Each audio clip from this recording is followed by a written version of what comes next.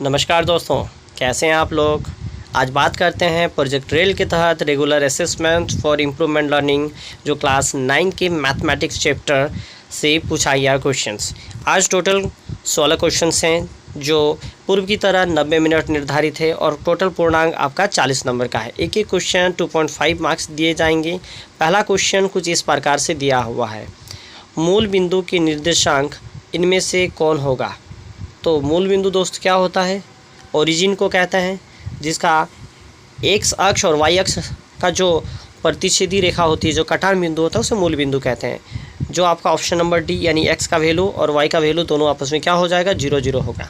Question number 2, दो बिंदु ए तथा बी के निर्देशांक क्रमशः -3 -5 तथा -3 2 है, तब भुज ए और भुज बी का मान क्या होगा। भुज मतलब होता है एक्स अक्ष का मान को भुज कहा जाता है, उसको इंग्लिश में एब्सिसा बोलते हैं, जो कि -3 है। तो -3 आपका किसी भी ऑप्शन में नहीं है, इसलिए ऑप्शन नंबर डी करेक्ट हो जाएगा कि इनमें से कोई नहीं।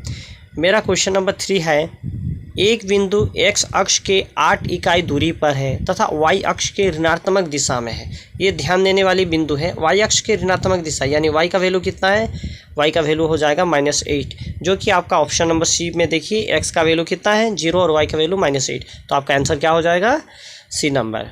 क्वेश्चन नंबर 4 इस प्रकार से है, एक्स अक्ष पर स्थित सभी बिंदुओं का कोटि इनमें से कौन होगा। एक्स अक्ष पर जो स्थित होती है उसका बिंदु बोला गया है, तो उसका कोटि क्या होगा। कोटि मतलब वाई का मान क्या होगा, तो वाई का मान दोस्तों क्या हो जाएगा, 0 हो जाएगा। उसके बाद बात करते हैं क्वेश्चन नंबर 5 के बारे में, समान चिन्ह वाले भुज एवं कोटि किस चतुर्थांश में स्थित है। दोस्तों आप लोग को चतुर्थांश के बारे में पता है, चतुर्थांश कितना होता है, चतुर्थांश 4 चतुर्थांश होता है। कैसे होता है, इस तरह से एक्स एक्सिस और वाई एक्सिस होता है, ए एक्स एक्सिस ए वाई एक्सिस। पहला चतुर्थांश में दोनों प्लस होते हैं, एक्स और वाई का मान। दूसरा चतुर्थांश में एक्स का मान माइनस और वाई का मान प्लस होता है। तीसरा में दोनों माइनस होते हैं और चौथा में क्या होता है, एक्स का मान प्लस और वाई का मान माइनस। तो आप देख सकते हैं कि जो समान चिन्ह है यानी प्रथम चतुर्थांश में और तृतीय चतुर्थांश में जो समान चिन्ह है, ये आपका आंसर हो जाएगा। तो दोस्तों आपका ऑप्शन क्या हो जाएगा, प्रथम और तृतीय। तो प्रथम और तृतीय मतलब option number C is my correct answer. तो दोस्तों अभी बात करते हैं क्वेश्चन नंबर 6 के बारे में। एक ही भुज वाले लेकिन अलग अलग कोटि वाले दो बिंदु स्थित होती है, कौन सा, एक्स अक्ष पे, वाई अक्ष पे, वाई अक्ष के समांतर रेखा या एक्स अक्ष के समांतर रेखा। जो क्वेश्चन नंबर 6 को ध्यानपूर्वक थोड़ा देखिए, क्या हो जाएगा दोस्तों, वाई अक्ष के समांतर रेखा। इसको वाई अक्ष के समांतर रेखा में इसको टिक किया जाए। क्वेश्चन नंबर 7, भुज का बिंदु किस किस चतुर्थांश में धनात्मक होता है। भुज मतलब एक्स अक्ष, कौन सा चतुर्थांश में धनात्मक होता है। प्रथम चतुर्थांश कुछ देर पहले बताए थे कि सभी धनात्मक होते हैं, और उसके बाद चौथा जो चतुर्थांश होता है उसमें भी एक्स का मान क्या होता है, धनात्मक होता है, यानी option number D is my correct answer. अब बात करते हैं क्वेश्चन नंबर 8 के बारे में। बिंदु -4,0 और 7,0 स्थित है, कौन सा अक्ष में स्थित होगा, एक्स अक्ष, वाई अक्ष, प्रथम चतुर्थांश या द्वितीय चतुर्थांश। एक्स का वैल्यू देखिए -4,0 यानी एक्स अक्ष के ऋणात्मक यानी नेगेटिव की ओर रहेगा। दूसरा जो बिंदु है एक्स का वैल्यू 7, वाई का वैल्यू 0 यानी आपका एक्स अक्ष के पॉजिटिव की ओर होगा, यानी इसका आंसर क्या होगा दोस्तों, एक्स अक्ष पर होगा।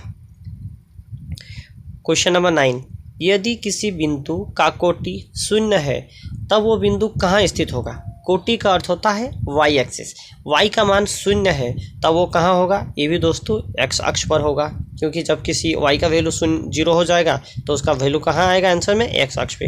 अब क्वेश्चन नंबर 10 में बात करते हैं, एक बिंदु जिसका भुज और कोटि क्रमशः 2 और -5 है, मतलब एक्स का मान 2 और वाई का मान कितना है -5, तब कौन सा अक्ष में होगा, एक्स का वैल्यू प्लस में और वाई का वैल्यू माइनस में, तब ये आपका चतुर्थांश में होता है दोस्तों, यानी फोर्थ कोऑर्डिनेट, आपका फोर्थ कोऑर्डिनेट्स। क्वेश्चन नंबर 11 में बात करते हैं, एक्स अक्ष से बिंदु ए 4,3 की लंबवत दूरी क्या है। लंबवत दूरी निकालने के लिए दोस्तों आपको क्लास 8 में जो वर्गमूल पढ़े थे, यानी कैसे पढ़े थे, स्क्वायर रूट 4 और 3 है, यानी 4 का स्क्वायर प्लस 3 का स्क्वायर कितना हो जाएगा, 16 + 9 25, 25 का स्क्वायर रूट कितना आता है दोस्तों, 5, यानी इसका आंसर कितना हो जाएगा, option number C is my correct answer. अब बात करते हैं क्वेश्चन नंबर 12 के बारे में। निर्देशांक अक्षों का प्रतिच्छेद बिंदु, निर्देशांक जो अक्ष होते हैं उसका प्रतिच्छेद बिंदु को क्या कहते हैं? मूल बिंदु कहते हैं। बिंदु 0,-6 कहाँ स्थित होगा? यानी x का वैल्यू 0 और y का वैल्यू -6। x अक्ष पर, y अक्ष पर, y अक्ष के ऋणात्मक दिशा पे, एकदम सही, y अक्ष के ऋणात्मक दिशा पर। अब क्वेश्चन नंबर 14 में बात करते हैं। चतुर्थांश में स्थित बिंदु निम्न में से कौन सा है? फोर्थ कोऑर्डिनेट में कौन सा बिंदु है? फोर्थ कोऑर्डिनेट में हम लोग जानते हैं x का वैल्यू प्लस और y का वैल्यू क्या होता है? माइनस होता है। x का वैल्यू प्लस, y का value minus, option number B is my correct answer. अब बात करते हैं क्वेश्चन नंबर 15 में। आकृति में बिंदु ए का निर्देशांक है, बिंदु ए का निर्देशांक क्या होगा वो पूछा गया है। तो बिंदु ए मेरा क्या है? ये वाला बिंदु ए है, जिसमें x का वैल्यू -6 और y का वैल्यू कितना है? 5 है। तो नीचे चल के देखते हैं कि कैसा है।